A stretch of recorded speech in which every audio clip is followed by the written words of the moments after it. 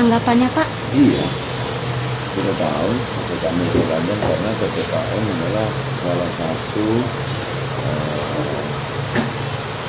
cara yang ditemukan artinya diterapkan yang bisa mengurangi sebaran COVID ini, jadi mengurangi laju percepatan COVID itu sendiri. PPKM itu dianggap berhasil, namun PPKM yang sekarang kan jauh lebih banyak aturannya. Pusat itu membuat lebih fleksibel, artinya ada aspek yang tidak dilupakan tentang pertumbuhan ekonomi, tentang pendidikan sosial. Dan ini tadi kalau sudah perintahkan saya untuk membuat regulasi bersama tim percepatan sekolah tatap muka. Pak, terkait tanggapan Bapak, Bapak memang melonggarkan protokol seperti membuka kembali mal atau bagaimana? Kan memang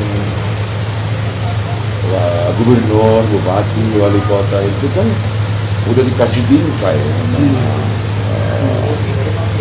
pemerintah pusat tentang apa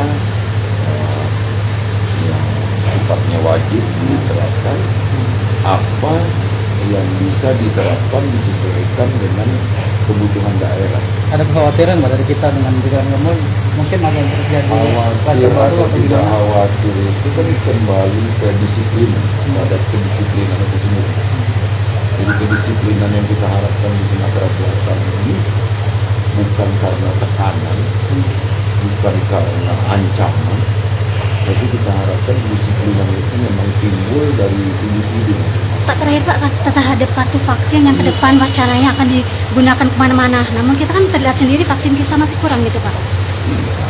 Kita lihat kan kemarin. Tadi salah satu yang akan kita buat surat ke Satgas Covid Nasional,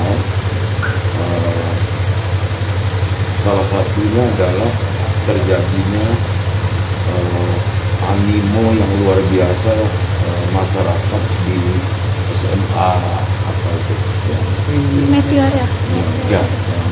yang di jalan Budi Hasin. bahwa ini salah satu contoh kenapa saya selalu minta percepatan vaksin itu.